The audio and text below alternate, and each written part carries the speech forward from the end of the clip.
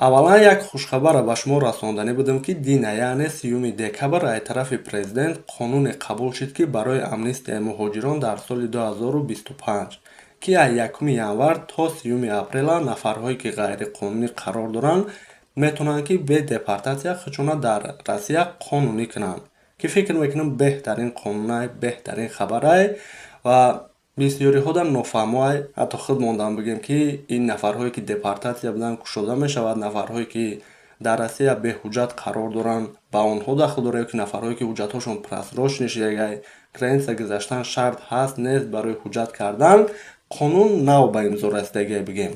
Ҳамаи ира аввалан худмон омӯхта гуфти рӯзҳо изучат мекунем ва дар навори оянда ҳаракат мекунем, ки оддӣ карда ба шумо фаҳмонем маълумоти аниқ, дуруст, фикр мекунем беҳтарин мешавад ва шумо худтонам метавонед ки дар YouTube амнистия дар соли 2025 зада бинед ва варақаи қонунша бошад. Ма дар Telegram канал мондагиам, метавонед дар Telegram каналам дароем бинед.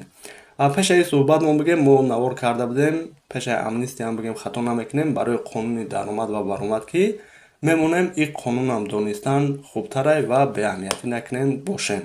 Салому алайкум ба ҳама мардуми муҳоҷир, ба ҳама мардуми тоҷик, ҳар як нафаре ки ҳама вақт наворҳои моро тамошо мекунед, дастгирӣ мекунед, комментариҳои хуб менависед ва боварӣ доред. Хубе, иншаалло ҳар яки шумо дар ин видео дар масъалаи нархи навои патент дар 2025 ва қонуни наве ки 90 ба 180 буд, ки дар як сол 90 рӯз шидагиай ва нафарҳое ки беҳуҷҷат ба ватан рафтанианд маълумот мерасонем. Навора ҳатман то охирша тамошо кунед, лайка биҷиқед. Нафарҳое ки обуна шидаги нестен, обуна шавем барои пешравии канали мо беҳад дастгирӣ хуб мешавад. Варно гуфта намона нафарҳоеда ки билети ҳавопаймо ай куҷое ба куҷое бошад дар кор мешавад, номерҳои мондагида муроҷиат карда ба дили пур метавонед ки харидорӣ кунед, дар WhatsApp муроҷиат кунед, беҳтарин мешавад. ҳолатҳое мешавад ки мақсад дар номерҳои прямои звонок рӯбарӯ мешавад, ҷавоб дода наметавонам бахшиш, вале дар WhatsApp нависен ҳатман ҷавоб метавонам бигем ва сар мекунем мавзӯъро.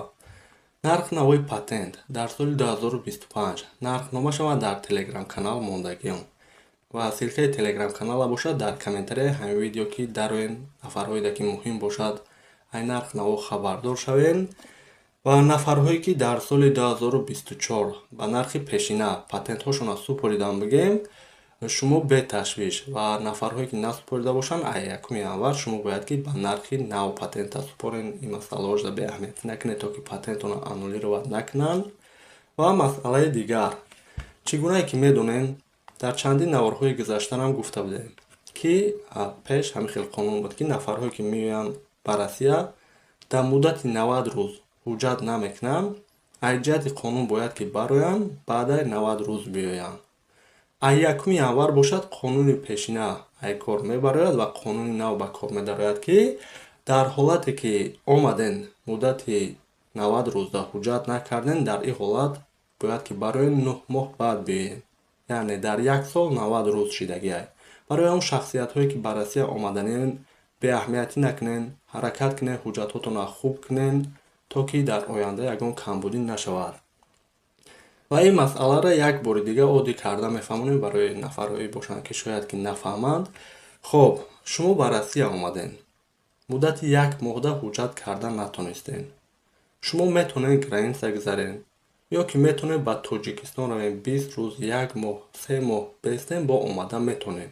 Барои чӣ? Барои ки шумо дар Россия будантон 90 рӯз шидагӣ нестай. Омаден бо бигем муддати 1 моҳи дига дар ҳуҷҷат накарден, бо рафта омада метавонед, барои ки 90 рӯз шидагӣ нестай. Вале сеюмбора ки омаден ҳуҷҷат накарден барои қонунӣ зиндагӣ кардан дар Россия, барои қонунӣ бигем давом додани зиндагитон дар Россия 90 рӯз кишид, дар ин ҳолат барои метавонанд ҳолатҳое ки омаден ай аэропорт гардонанд. Чандин нафарҳо буданд ки ай ҳамин қонуни баромад ва даромад ай аэропорт гардонданд, ай граница гардонданд, ҳатто ҳолате буд ки депортатсия ҳам карданд. Барои он ин масъалаша беаҳамиятӣ накунем ва умедворем ки фаҳмонем ки чӣ хел ҳисоб мешавад. Дар Россия будантона ҳисоб мекунанд бигем. Ва мо пурсон мешаванд шахсиятҳое ки ҳуҷҷат надоранд, дар Россия қарор доранд, ки бародар Абдуллоҳ мо ба ватан бирем, омада метавонем 1 ҳафта истода, 10 рӯз истода, 15 рӯз истода. Аз ҷиҳати қонун фаҳмондем ки чӣ гунае вале ба мардум ҳар гуна ҳолатҳо мешавад. Пешам бигем ки бояд ки мебаромадем дар ҳолати ҳуҷҷат надоштан 90 рӯз меистодем. Буд ҳолатҳое ки мерафтан 90 рӯз наистода меомадан мегузаштан, патент мекардан, ягон камбудӣ намешид. яъне қонун да дигар гуна омадагӣ, вале ба мардум дигар хел ҳолат шид. Мо вазъиятро ба шумо мефаҳмонем ва шумо худтон хулосатона баронем бигем. ҳамин қадар маълумот шояд ягон ҷоша нафаҳмонда бошем, хуб шояд шумо нафаҳмида бошем, метавонед дар комментария нависед, ҳаракат мекунем ҷавоб гардонем. раҳмат ки наворо то охирша тамошо кардем. Миннатдору марҳаматон бошем.